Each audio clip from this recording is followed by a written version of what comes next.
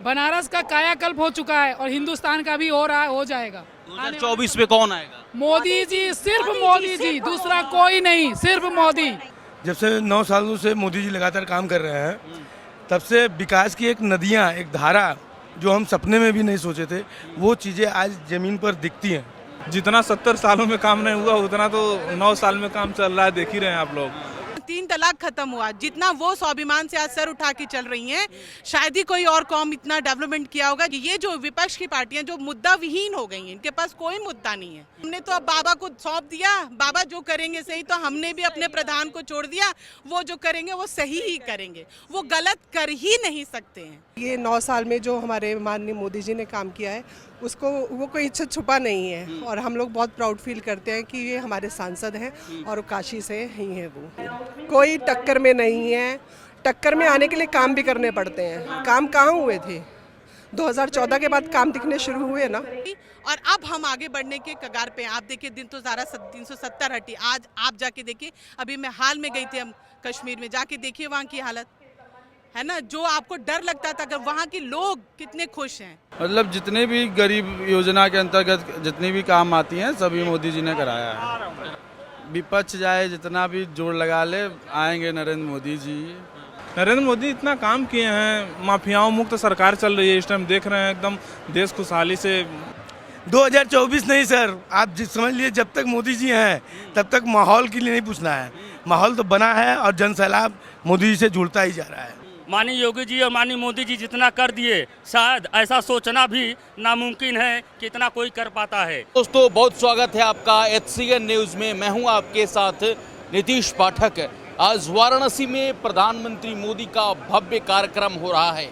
आप देखिए कि तमाम जनता का जन सैलाब आपको देखने को मिल रहा है। काशी क्षेत्र में, वाराणसी संसदीय क्षेत्र में आज प्रधानमंत्री मोदी ने काशी वासियों के लिए, वाराणसी वासियों के लिए करोड़ों रुपए का सौगात दिया है। अंतर्राष्ट्रीय क्रिकेट स्टेडियम के साथ साथ तमाम तरीके के जनता को लाभ मिला है और यहाँ से 2024 का चुनावी बिगुल फूंक दिया गया है। आपको बता दें कि तमाम जनता है, वाराणसी की जनता, हम उनसे चर्चा करेंगे कि उनको कितना लाभ मिला और साथ ही साथ ये भी जानने की कोशिश करेंगे कि 2024 चुनाव काफ़ी नज़दीक है, जनता जनार्दन क्या सोच रही है। 2024 के लिए एकदम सारी पार्टियां खत्म, सिर्फ बीजेपी जिंदाबाद। और 9 साल में क्या हुआ? 14 में मोदी जी आए थे, क्या हुआ 9 सालों में? 9 सालों में बहुत कुछ हुआ, बहुत सारे विकास कार्य हुए हैं। क्या क्या हुआ मैम? एक मिनट, मैं सबसे क्या क्या हुआ? आप देख रहे हैं, खुद देखिए, खुद घूमिए और खुद एंजॉय करिए बनारस का। मोदी जी ने कायाकल्प कर दिया, बनारस का कायाकल्प हो चुका है और हिंदुस्तान का भी हो रहा है, हो जाएगा। 2024 में कौन आएगा? मोदी जी, सिर्फ मोदी जी, दूसरा कोई नहीं, सिर्फ मोदी। लेकिन विपक्ष कह रहा है कि उखाड़ फेंकेंगे। है कहाँ? विपक्ष गायब हो जाएगा इस बार। सपा बसपा गायब हुई है, इस बार विपक्ष सब गायब हो जाएगा। चलिए, अपोजिट पार्टी, उनके पास कोई मुद्दा अब रह नहीं गया। तो जो कि अब शुरू से जो चला आ रहा है कि डेवलपमेंट पे आप बात करो, तो उनके पास डेवलपमेंट के लिए कोई बात नहीं है। इंफ्रास्ट्रक्चर पे बात करो, उनके पास कोई बात नहीं है।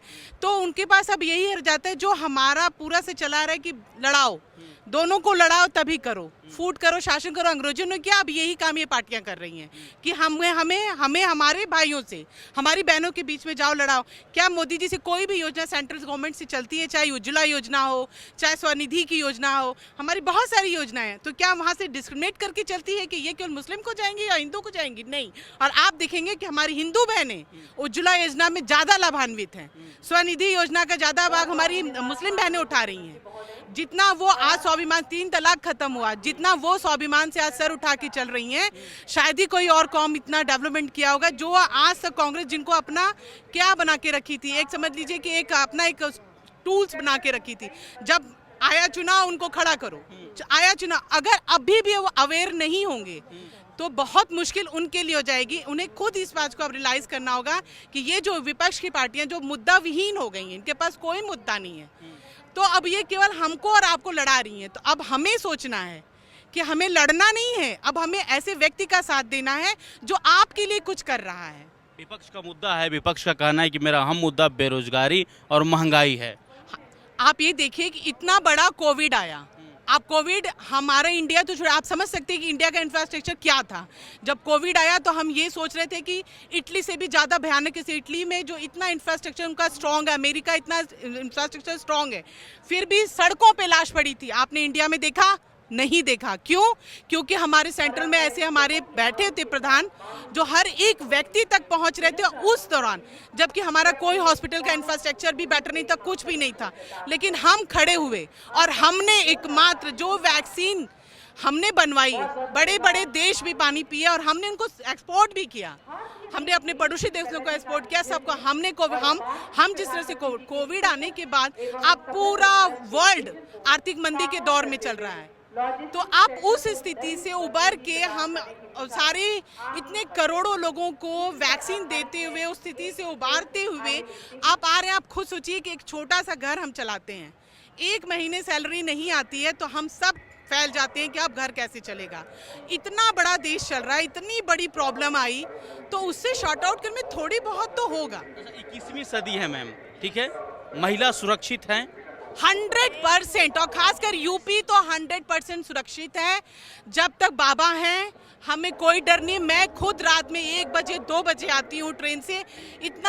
इतना कॉन्फिडेंट शायद कभी लाइफ में नहीं फील किया, क्योंकि मैं बहुत सोलो ट्रैवल हूँ।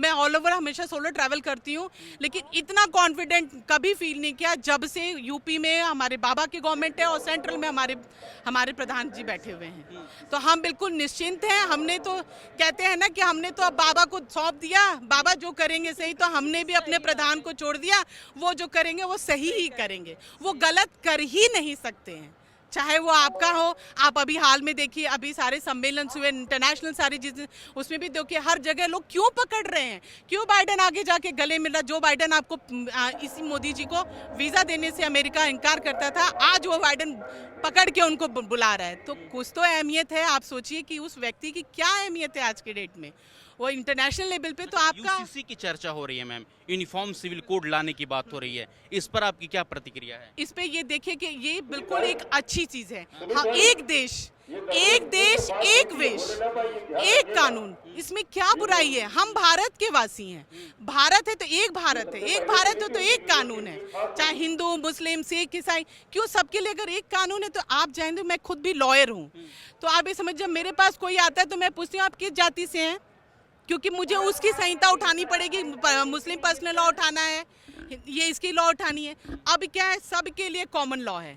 आइए, आप आएंगे तो मैं आपकी जाति नहीं पूछूंगी, बस you you are from India, he saying yes I am from India, from UP, बस। तो मैं उसकी केस लूंगी। अब क्या है, अच्छा आप मुस्लिम हैं, हाँ, उससे पूछूंगे आप मुस्लिम है तो वो अपना मुस्लिम लॉ फिर मुझे करना पड़ेगा। तो ये तो one of the best thing. जैसे मैं तो यही कह रही हूँ, जैसे 1 कंट्री 1 बोर्ड हो, 1 कंट्री 1 लॉ हो, this is best thing for our country. और अब हम आगे बढ़ने के कगार पे हैं। आप देखिए, दिन तो ज़्यादा 370 हटी। आज आप जाके देखिए, अभी मैं हाल में गई थी हम कश्मीर में, जाके देखिए वहाँ की हालत है ना, जो आपको डर लगता था, अगर वहाँ के लोग कितने खुश हैं। तो ये केवल एक हमारा प्रधान अध्यापक ही कर सकता है। वो बनारस में क्या बदलाव हुआ? आपके सांसद खुद प्रधानमंत्री नरेंद्र मोदी हैं, 9 सालों में क्या बदलाव हुआ? देखिए, बदलाव को अगर देखेंगे तो आप खुद ही देख सकते हैं कि सड़कें कितनी अच्छी बन चुकी हैं। सुरक्षा के मामले में आप देखिए, पहले घर की औरतें घर से बाहर ही निकलती थी, अब देखिए आप रात को 12 बजे भी देखेंगे तब भी आप लड़कों को और लड़कियों को और औरतों को आप सड़क पे देखेंगे कि अपने काम पे भी हैं और कोई डर भी नहीं है इस चीज़ में। और अगर आप कार्य को देखें तो आप देखिए कि एयरपोर्ट से लेके सड़कों से लेके कॉरिडोर में जो हमारा विश्वनाथ जी का मंदिर बना, कितना भव्य और सुंदर बन गया है।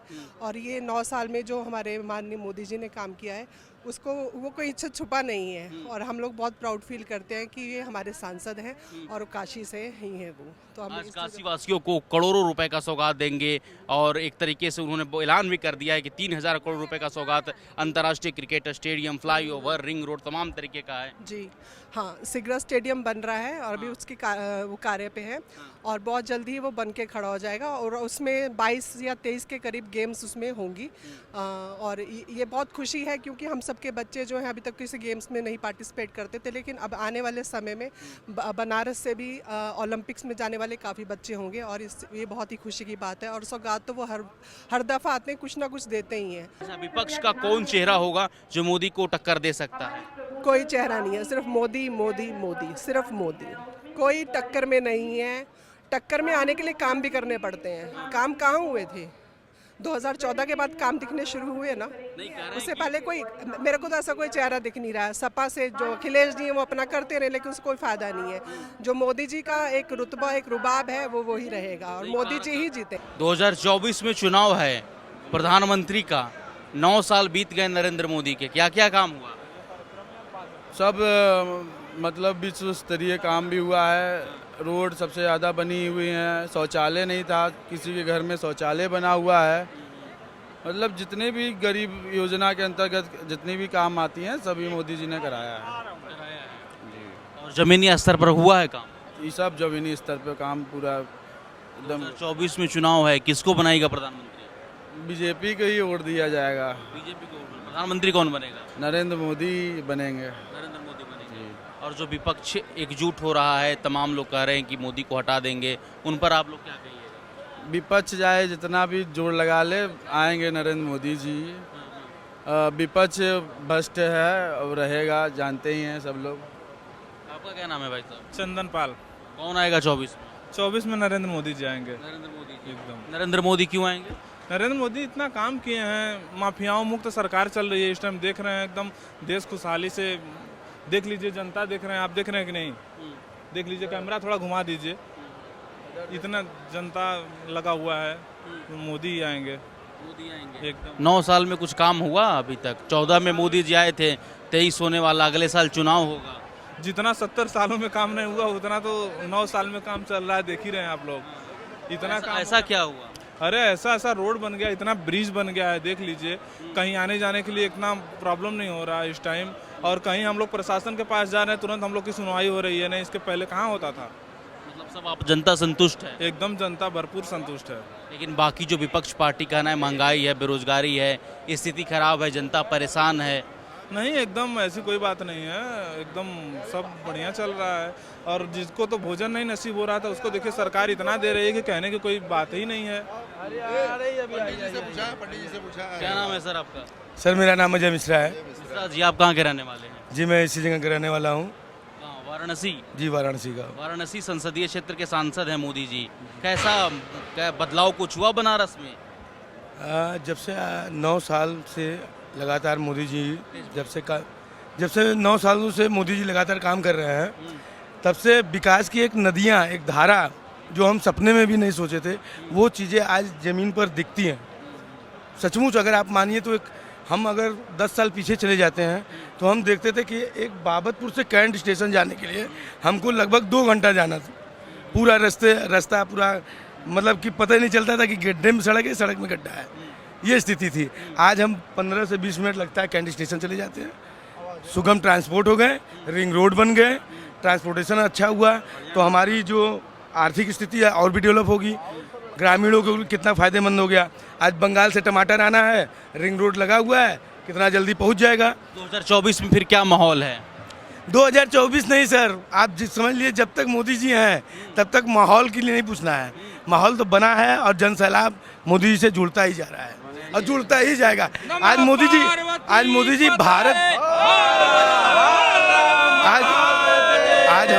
हमारे प्रधानमंत्री जी भारत के नेता नहीं, आज विश्व के वैश्विक नेता हो गए। आज दुनिया मानती है। जिस तरीके से आज से 10 दिन पहले आपने देखा अमेरिका में जिस तरीके से भारत के प्रधानमंत्री का सम्मान हो रहा था, हमने कभी इस तरीके से कभी देखा नहीं था। मोदी के सामने कौन है 24 में? मोदी के सामने कोई नहीं है। कोई नहीं टक्कर देगा? कोई नहीं है, केवल बस एक। कोई नहीं है। कैसे? माननीय मोदी जी के सामने और माननीय योगी जी के सामने कोई नहीं है, क्योंकि मुझे शंभू का वरदान है।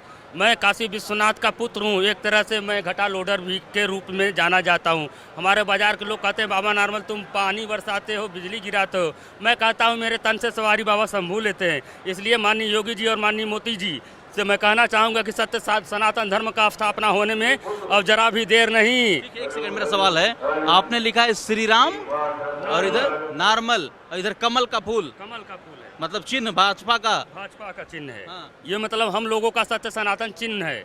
ये हमारा जो है कि राष्ट्रीय चिन्ह है। इसलिए हम सत्य सनातन धर्म की स्थापना के लिए और सनातन धर्म के सभी भक्तों से ये कहना चाहता हूँ जय श्री राम। हर हर महादेव। मोदी राज में क्या क्या हुआ? मोदी राज में जो भी हो रहा है अच्छा हो रहा है। माननीय योगी जी और माननीय मोदी जी जितना कर दिए, शायद ऐसा सोचना भी नामुमकिन है कि इतना कोई कर पाता है।